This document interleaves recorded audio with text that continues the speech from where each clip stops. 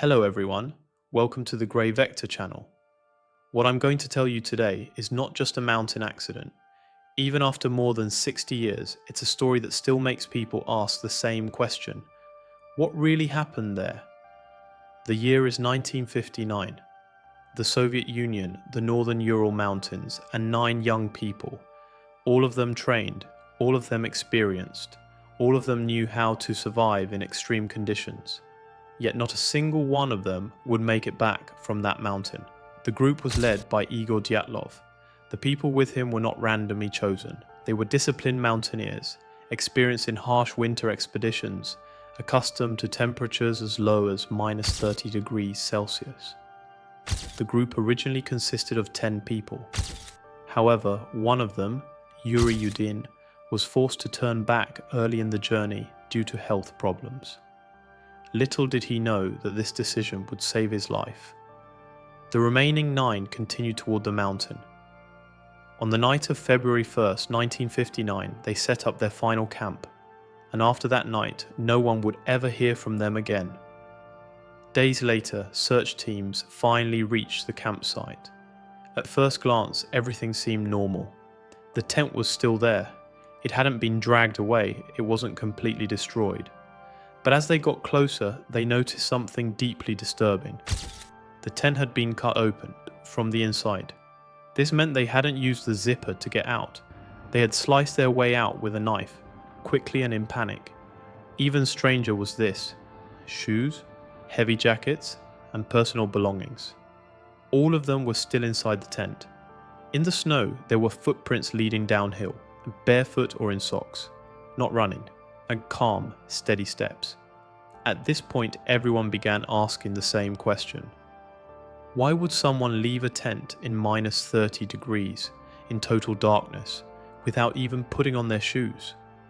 The first 2 bodies were found about 1.5 kilometers from the tent. They were lying beneath a tree. They were almost completely undressed, wearing only underwear. The branches of the tree were broken upward, as if someone had climbed it, trying to look around. Below them were the remains of a small fire. They had clearly tried to keep warm, but it wasn't enough. A little further on, 3 more bodies were found, positioned as if they had been trying to return to the tent. They had all frozen to death. Up to this point, the incident was disturbing, but still seemed natural. That changed when the final 4 were discovered. Months later, after the snow had melted, 4 more bodies were found in a ravine. And this is the moment when the Dyatlov Pass incident became a legend. The chests of these 4 victims were severely crushed inward. One had a massive skull fracture. But here's the strange part: there were almost no external injuries. How was that possible? One of them was missing their tongue, another was missing their eyes. The autopsy report stated that these injuries were caused by an extremely powerful force. The wording used by experts was chilling, an impact similar to a car crash. But there was no vehicle, no fight, no other people. And this is where the question changed. Was this really just a natural disaster? The local people had a name for this mountain: the Mountain of the Dead. By itself, that wasn't proof of anything. But rumors spread quickly. Some spoke of an unknown creature roam in the forest, a snow monster, something inhuman. Others claimed they had seen orange lights in the sky around that time. There were whispers of military tests. Radiation traces found on some of the clothing only fueled these suspicions. Science could not confirm these claims, but one thing must be said: these rumors didn't appear out of nowhere, because the official explanations simply didn't feel complete. The Soviet investigation closed the case with a single sentence: an unknown and irresistible force of nature.